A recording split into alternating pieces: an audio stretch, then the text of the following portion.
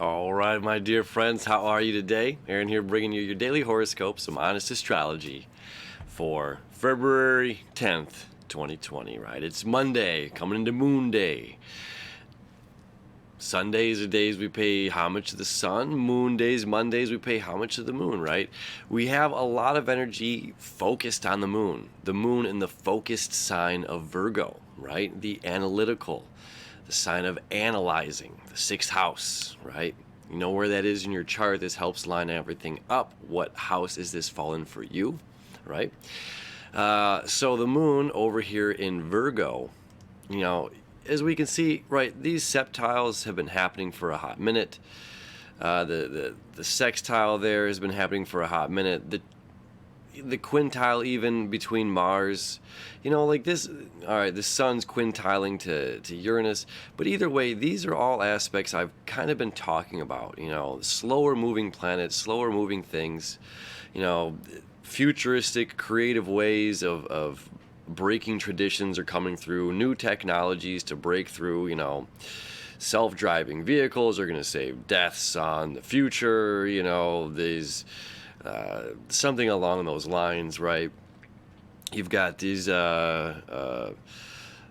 electronic cars are going to create way for these new vehicles, which are going to become standardized. We're getting away from oils and fossil fuels and yada yada yada yada. So that's a fantastic connection that's going on right now. But really, if we look at the chart, what's the meat going on here? We've got oppositions to the moon. We've got trines to the moon, a sesqui-square to the moon. We have a sesqui-square here to the north node. We have a trine to the north node. We have a square to the north node. We have a sextile to the north node. So it's just like all areas right now are pointing to these two. Okay, now if we go back a couple of hours here,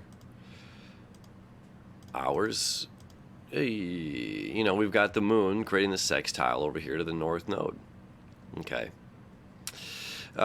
This is important. So where the moon is and the north node is, north node being down in Cancer. I've been saying this for months, probably since I started this show, to be empathetic, to be caring about the things that we do not know, to be caring to the people that we might feel a harsh analytical snap saying, they don't deserve forgiveness, they don't deserve empathy, they don't deserve second chances. And this energy is kind of telling us otherwise.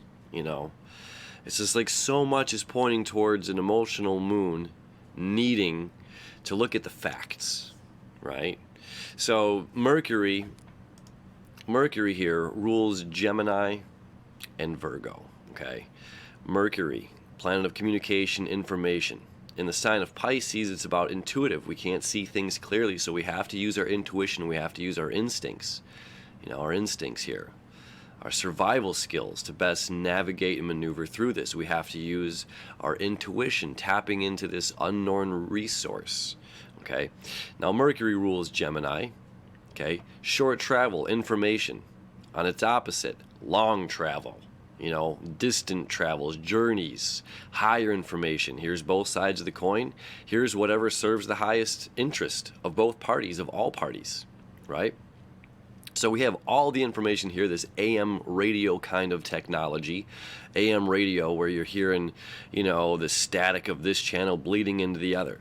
Over here we have this like satellite digital radio, okay?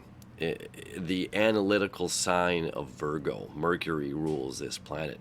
So when we have the moon, our emotional needs opposite of Mercury, right? Mercury's home here, so that means it's at its weaker point when it's in Pisces, because it cannot see things clearly to make the connection it so desperately needs, as it's ahead of the sun getting ready for its retrograde. This is the Promethean aspect of stealing the fire from the gods and bringing it to humanity.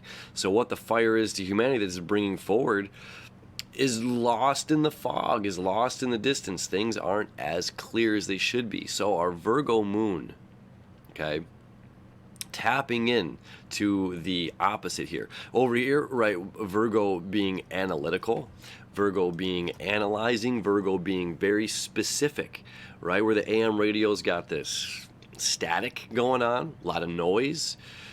Virgo is dialed in. It's very specific. It's laser-like focus, okay? So our moon emotional needs is laser-like focused to what we need, okay? Now, our planet of information coming into our skulls, coming into our bodies, right, is over in this fog. So we might be getting some downloads, some intuitive downloads from the universe. We might be getting this spiritual happening, okay? But just as quick as it comes in, it can be lost in that fog, okay? That light. So Virgo is very specific, very, again, that pointillized laser. On the opposite side of Pisces, it's the unknown. We don't know what could be happening there. There is no corner, It's not about going around the bends where Mars is in trusting the journey. It's just like, it's like we're dealing with quantum physics. It's like every atom of our body is blinking in and out of existence. Every atom of my body is the same elements, it breaks down to the same elements. What chooses these atoms to be my cheek versus my tongue? What is creating that? Scientists have no idea. It's the same elements that break down these atoms, right? The same atoms that are my tongue or this desk are my eyeballs or my pineal gland. It's just like there's not a physical bend. There's not a physical thing that we're maneuvering around to see, to gather information, to know what we need. So this stuff comes in and comes out just as quickly, just like our atoms are blinking in and out of existence, right? Some fun quantum physics happening today in the astrology world. So how to solve this? I know a few of my friends here are saying that they're emotionally drained after this full moon that happened here on Sunday. And if we go back to my original video I posted about this full moon, it was not getting, not feeling, why do we fall off the horse? To get back up, to persevere, to remember that lion, to remember that courage, to remember that leadership, that when we do feel depleted, to remember that each breath is the fuel to our own furnace in our hearts, in our bodies, in our minds, right? The breath can literally change our minds, just deep breathing. So, picking ourselves back up, breathing deep, aligning with ourselves, we can handle whatever it is. And now that we're in with this interesting aspects going on here, the fog on one end and then a need on the other to be, accurate, acute information, something that can help, if you get an idea, jot it down, right? That Virgo energy. It's just like making lists, checking it twice, okay? So if something comes into thought, if something comes in on a day like today, it's not, it's funny as I was talking about so much presence here on Sunday, but this is part of the balance of astrology, part of the balance of life in general. We can have a thought and we'll say, oh, I'll come back to that in a minute. Let me finish this task. We have to discern, the balance. We have to discern. This is balance. I don't know. We have to discern, but if something comes in, that intuitive thought comes in on a day like today, it's a need to focus and write it down, to jot it down, okay? Then we've got the moon, emotional moon, in the very specific sign of Virgo. It's showing us what we need, showing us how to maneuver. We've got, this trine happening. It's first going to happen to Jupiter, then it's going to happen to Pluto, then it's going to happen to Saturn, as it folds into the 11th on Tuesday. We've got a need to be specific, the expansion of specific practical things in our lives, a need to be specific, a desire, again, to change our lives, to transform our lives in the physical world, staying consistent, staying practical, not living too up here, Not living too in these higher chakras, but balancing, being grounded, right? And it's my actions that are going to lead to my expansion, physically and mentally and emotionally. Then we've got all this energy happening down here with the North Node. You know, the sun is in its opposite. It's at its weakest point, right? The sun in Aquarius, the sun in Libra are at its two weakest points of the year. Okay? So it's at its fall and its detriment. Okay? So there's a reason, you know, Aries is the sun is exalted. Okay, over here in Aries, it is fall. So every planet has an exaltation point, its fall point, its home, and its detriment, okay, which is its opposite sign. So Mercury is in detriment. It's in its opposite of Virgo, okay? The sun is home in Leo. It's at his opposite in Aquarius. It's a detriment, okay? So these are weaker aspects. Just a fun thing, fall though. So the sun is exalted in Aries when spring is coming forward, okay? And then the fall of the sun is Libra, okay? It's one of its weaker points to be, aside from Aquarius. So isn't it funny that we almost don't even say autumn anymore? We just say it's fall. But it's not because the leaves are falling off of the trees. It's an astrological term for being its weaker point. Anyway, I mean, there you go, though. It's like information. Our information gets convoluted. Our information over the years, it's like thousands of years of the telephone game have gone wrong, right? Thousands of years or tens of years or fives of years or 3 months of the telephone game, whatever it may be, have confused and convoluted the information. And sometimes it's an emotional need to be direct and go straight to the source. Yeah, there we go. You know, that's what this energy is kind of telling us right now. For our own expansion, for our own practical, you know, how are we living? Am I going to take Jake's word for it? Am I going to take Jamie's word for it? I don't even know if I know a Jake or a Jamie, but you know what I'm saying? You know, it's just like, or am I going to go directly to the source and find out, right? No more telephone game. Let's find out for myself. I want to be the investigator upon my own journey and get to the bottom of this. And doing so, reminding myself to be caring, to be empathetic, even if Jake and Jamie were wrong. Right? And we find out something different. We don't have to rub it in their faces, smear it in their faces. Right? Come back to the chart for a quick second. You know, so we've got again, the sun in its weaker position, sesqui square, an itch you can't scratch, an annoying aspect of tension, saying, look, I've got to be caring. And further, this is the other part of, you know, about the North Node here in Cancer. I've talked about it a few times. There's this sense of martyrdom. Okay, we know the word martyr, meaning I've done this, I have lived this, I have been an example, I have put myself out there, I've done this again and again and again, out of my own will, out of my own wants and needs. And then when we have what's opposite in Capricorn, you know, all this energy in Capricorn, when you don't follow through and do the same thing onto me, well, now I can throw this emotional fit, saying, well, I've done all of these things for you, and how have you not given me that same respect? You know, so this is the other side. So it's being, you know, caring and nurturing and empathetic to our needs. It's being caring about other people.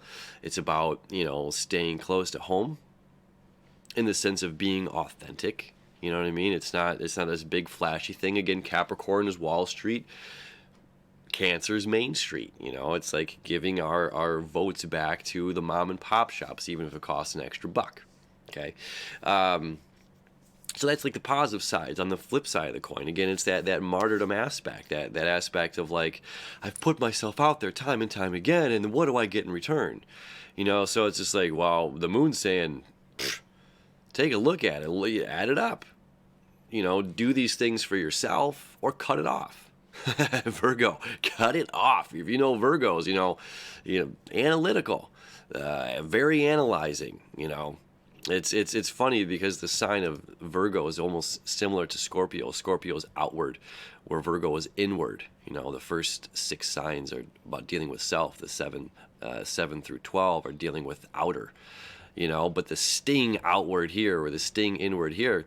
And it's just like Virgo, the virgin, means unowned. Virgin means unowned, not a sexual thing or whatever. It's unowned. It's not it doesn't belong to someone. These are my emotions. These are my feelings. This is my physical body. This is my will to do. This is my will to do the work or not do the work. It's up to me, So if I choose to do something out of the kindness of my heart for somebody else, that is my will. And if they do not return that favor, remember, we're talking about unconditional. If somebody bites into the apple, the fruit that I have worked so hard to produce, and tosses it to the side and they don't like it, the point is me producing the apple, not the tree running after the person saying, hey, this emotional side of things, North Node down in Cancer, like, hey, why did you just throw away that apple? It's just like they got to go on their own path. They're doing their own thing, because the people that love and appreciate your apple are going to read a book under your tree and appreciate your goods. You know what I mean? Little Johnny Appleseed there. So, it's doing the work. Virgo's about doing the work. It's about being unconditional blossoming. It's going to die and bloom every single year. It's going to bear the fruit. Some people will love it. Some people will hate it, right? But the more that you keep being consistent, this connection with Capricorn as well, the more that we're consistent, even in times of our sun, of our fire, of our communication, of our intellect being in weaker spots. Weaker spots in the zodiac, it doesn't mean Aquarians or Libras or people that have Mercury and Pisces are weak. That's not what it's saying. It's just understanding the balance of the zodiac. So, when we're dealing with the ebbs and flows, to reminding ourselves to be unconditional, to be caring, to be giving, to write it down, to take note. Hey, I did this 20 times for this person, and it wasn't returned back. Maybe I'm not going to do it 21 times for you. Maybe I will find other ways. Or if I'm going above and beyond in workplace and it's not being reciprocated, I'm giving so much, and then it's just like, well, I'm expecting a raise. And there we go, another part of that North Node in Cancer. Well, I've gone above and beyond. And now I'm expecting this raise to come back. I'm expecting the acknowledgement. And then the upper management's just like, yeah, good job, Jane. Good job, Jimmy. It's Jake and Jamie and Jim. It's J Day. I don't know why. And it's just like, well, what have we set ourselves up for? Now, if we stop producing that work, is upper management going to acknowledge that? Oh, well, now you're not pushing in as hard as you were before. You're not giving those same numbers and results. You're not going above and beyond. What's up with you? You know what I mean? So we have to learn how to discern this kind of stuff and know when, be unconditional. But it's just like this ultimately revolves back on ourselves. We're still dealing with the first 6 signs of the zodiac, the moon down in Virgo. First 6. So we have to ultimately take care of ourselves. We still have to care about the other people. I said that kind of weird. We still have to care, we still do care about the other people. We care about our work. We want, because ultimately that's what it is. We ultimately want to be acknowledged. We ultimately want to be respected for the work that we're putting in, that we should get that raise and we deserve that raise. And you do deserve that raise. You do deserve the acknowledgement. You do deserve the love for being the bright and beautiful shining star that you are. You the unique snowflake. It's snowing like crazy here in Detroit. So you do deserve that acknowledgement. And the right people and the right things come into alignment to create that balance, to create that harmony. So it's us understanding when to withdraw our services, but not withdraw them in a sense of being stingy or snippety or, well, I did this and now you're not going to get it. You're not deserving of my goods anymore. There's a balance. That's why I love astrology. There's a balance in everything, right? So how we go about this day, how we go about this energy, obviously it's up to you. Leave a comment. I do appreciate when you come back here and say like, Aaron, whatever it may be. I definitely certainly appreciate that back and forth, and I try my best to to comment back.